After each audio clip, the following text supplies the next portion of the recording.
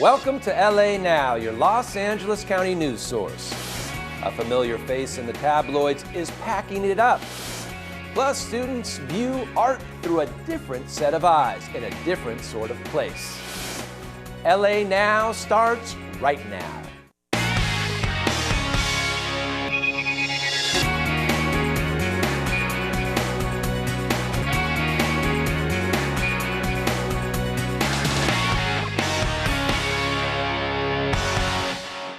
And thank you for joining us. I'm Mike Deneau. The Board of Supervisors is hitting the problem of human sex trafficking head-on. The Probation Department and the Juvenile Delinquency Court were awarded a $350,000 grant to combat sex trafficking in LA County. Meanwhile, Supervisor Don Kanabe has called for more aggressive prevention tactics, plus the development of aftercare programs for fighting the problem. The county has seen an increase of sexual trafficking over the past several years, with some victims as young as 11 years old. And what that means is we're going to provide more focused services and treatment for these kids than they've gotten before. Also, aftercare, mentoring.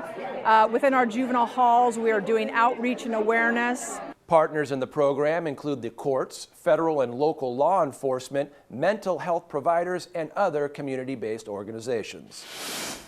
You may have seen his face all over the news and the tabloid media, even though you probably don't know his name. But Sgt Steve Wheatcroft has a huge fan base all his own, and with his retirement, his fans are gathering to say farewell.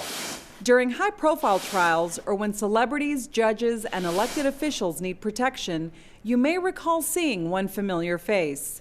He's Sgt. Stephen Wheatcroft, LA County's expert on threat assessment, security operations, and celebrity justice. And currently we do all threat assessment for all the courts, for the courts themselves, or if they have high public or high profile or high security cases, or if there's any threats involved. My unit investigates those threats, and we do security details if we need to do those for the courts. His responsibilities to us are very important. I mean, our own safety, our family's safety. We do get threats from time to time. We do have issues of our personal security and the security of the board as an institution. I don't think that I've ever been in a situation from, either at the board level, downstairs, or out for a public meeting that we've had, or situations where we had issues with individuals, that every detail hasn't been covered. If you're going to have an individual with integrity, honesty, and intelligence, this would be the man that you would want to have in your department. Born in Whittier and raised in the San Fernando Valley,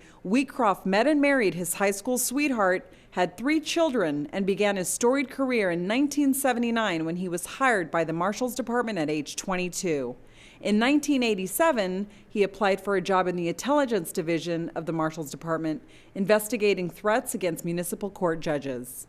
But nothing in Wheatcroft's illustrious career tops the notorious murder trial against O.J. Simpson. I assisted with security for Judge Ito during that year-long case, and I handled his personal security during the trial during the O.J. Simpson case. But the Simpson case is just one in a long line of high-profile cases that will cement his legacy as he begins the next phase of his life, retirement. For LA Now, I'm Amy Lopez. Sgt. Wheatcroft's final detail made headlines all over the world. He provided the security detail for Dr. Conrad Murray, the physician found guilty of involuntary manslaughter in the death of Michael Jackson. The trial lasted 7 weeks, and Murray was sentenced to 4 years in prison for his role in the pop star's death. Now, Sgt. Wheatcroft plans to spend his retirement doting on his 9 grandchildren. We congratulate him and wish him well. Sheriff Baca and the Board of Supervisors are celebrating a dramatic drop in violent crime in LA County. Overall, the violent crime rate declined nearly 14% from last year, and homicides have dropped 46% compared to the past 5 years. This is very, very important in as much that it represents as many as 2,015 less violent crimes in the sheriff area. And those success stories are the result of a big team effort. Now, Sheriff Baca says the drop in crime can be attributed to programs such as education-based incarceration and the merit program. Students at Charles White Elementary get to view real art every day. Now this month, the art they're seeing depends on what set of eyes they're using. Deanna Morgan explains. Works of art can be created in minutes with just a few pieces of tape. Believe it or not, that one artwork could change a child's life. I want to be an artist. Juan decided 5 years ago he wanted to be an artist. And I like creating monsters. I like making superheroes. He's only 8 years old, but put art in front of him and his imagination runs wild. Red makes you stop. What about yellow? When Juan and his classmates step out of their classroom at Charles White Elementary School, they walk less than a yard to get to an LA County Museum of Art gallery, literally. This professional art gallery you see them in right now is on the campus of their school. Is that the kids can have a daily connection to the artwork. LACMA has been programming exhibitions at White Elementary for the last 4 years. This month's exhibition, titled A is for Zebra, focuses on the alphabet. It's an exhibit for children and adults. Juan understands the exhibit somewhat. Not that much. It's cool because they show a lot of artwork and it's fun. Another great aspect of this exhibit, it's bilingual. Through the use of special glasses, you can view the write-up on each exhibit either in English or Spanish. Associate Curator Jose Luis Blonde says about 98% of students at White Elementary are bilingual and mostly Latino.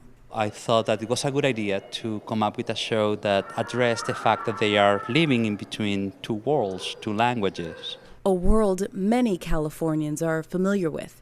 This exhibit runs through the end of March and is open to the public. For LA Now, I'm Deanna Morgan. And for more information on the exhibit, go to www.lacma.org. Grab a quick workout at a county park near you for free. 10 county parks currently have fitness zone exercise equipment, and construction has already begun on 7 more at a cost of $425,000. The new fitness zones will be located in unincorporated county parks, including Avocado Heights Park, City Terrace Park, Saybrook Park in East LA, Bassett Park and Martin Park in West Valinda, and Valleydale Park in Azusa. The popular fitness zones are a cost-effective way for county residents to get in shape and enjoy the great outdoors. And that's all the time we have. Thank you for joining us. Watch us online anytime on lacountychannel.com. And please stay tuned for a list of websites featured on our show. And we'll see you next time on LA Now.